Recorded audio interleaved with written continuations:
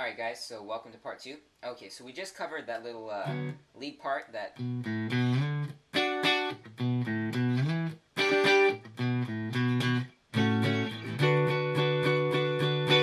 Right, so we got that A6 and that new D6 chord. Okay, so after that you're going to go through the verse section again. After you do the verse section, you're going to go and hit the pre-chorus, which is this part here. It's going to be a A6 chord up to a D6 chord. Okay, the two chords that you have from the previous section, they're going to kind of fit together like this. So we're going to play that one, the D6 briefly, back to the A6, D6 briefly, and then on this chord you're going to kind of build up. We're going to... So you're playing A6 up to like an A major chord, or A major like this, or A like that. Any of those will be fine. Okay, after you play through that, it's going to take you up to the chorus section of the song, so I'm going to go ahead and play that for you.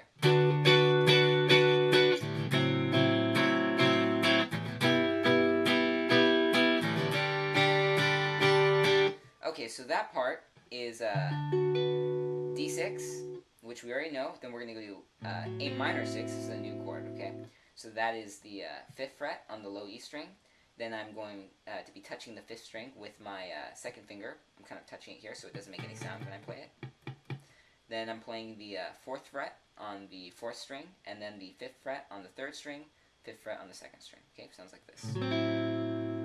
Alright, so from there, I'm going to go to a G6 chord, and then to a G major chord. And it doesn't have to be this G, it could be this one. They sound pretty similar. In fact, it might be this one on the record.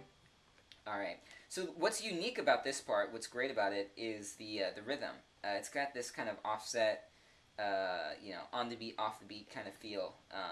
So if I played 16th notes, if this is, the beat, 1, 2, 3, 4, 1, 2, 3, 4.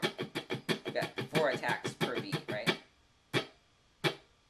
We're going to play a downstroke, and then we're going to play an upstroke, and then a downstroke, and an upstroke, okay? But what's unique about it is you're skipping, it's like every other one. So if we go through and we kind of play that part, we end up with this sound. So like down, up, down, up, down. So I'm going to kind of not stop my hand so you can see this, but I'm going to go down, up, down, up, down. Now go to the next chord, the same thing, down,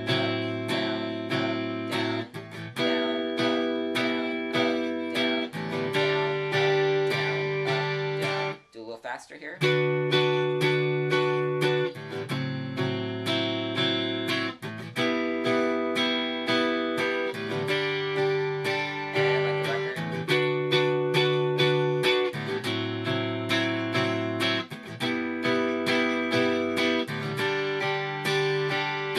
So that can be a little bit tricky. So I'd sit and work with that, just make sure you get that nice strong in time. And also, if it helps you, if you find that when you do that, and you tap your foot and it messes you up, then you have to kind of sit and work with it a little bit longer.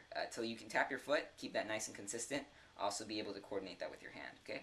So from there, it goes to a little lead melody that kind of segues you between the end of the first chorus and into the verse. So there's a little lead melody, it sounds like this. It's all going to be on the 3rd string here, so 11, 9, 6, 11, 9, 6, then 9, 7, okay? So, okay, now from there, we're going to go to the 4th string. We're going to play the 12th fret on the 4th string, and then the 10th fret on the 2nd string. So you're skipping the 3rd string, so it sounds like... Then you're going to play same thing, but you're going to strike the 10th fret twice, okay? And then 8th fret and 7th fret. So that part together sounds like this.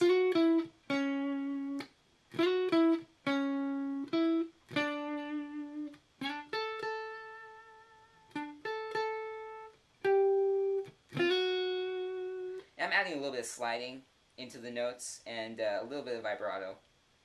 You don't have to get too crazy with it, but it's nice to be able to articulate a melody well. So sit around and kind of work on making that nice and even when you do pull, okay, to get that vibrato. Alright, so from there, everything else is pretty much the same. It goes through all those other parts that we have already had. The only thing that's different is on the last chorus, okay, over top of this part,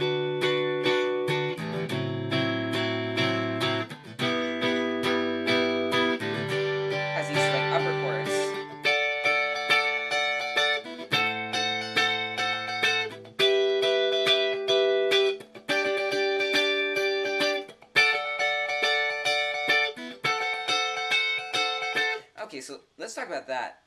This is a D chord, and you're just dragging it all the way up to the 14th fret, okay? So what I'm holding is 14, 15, 14. And then from there, I'm going to like a D7 chord. I think it's actually more like A minor, but it has F sharp in the top. So it kind of comes out sounding like a D7 chord. But it's 14, 13, 14, okay? Then from there, you're going to bar the top 3 strings on the 12th fret, 12, 12, 12. And then this G chord here with a D in the top. So we've got 7th fret on the 3rd string, the 8th fret on the 2nd string, and the 10th fret on the high E string. So we get that, okay? And you're going to strum it with a very similar kind of strum pattern that you were doing here. Same sort of thing, you're just going to kind of transfer it over.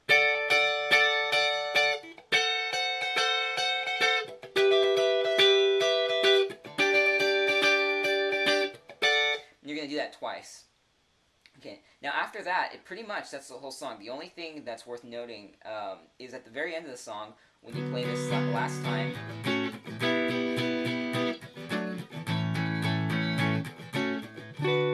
you need to make sure that you end on this D6 because you want that B in the top, okay? So that's once again, instead of using this D6 9, you're going to go to D6 and you're going to end right here. Alright, that sounds like this.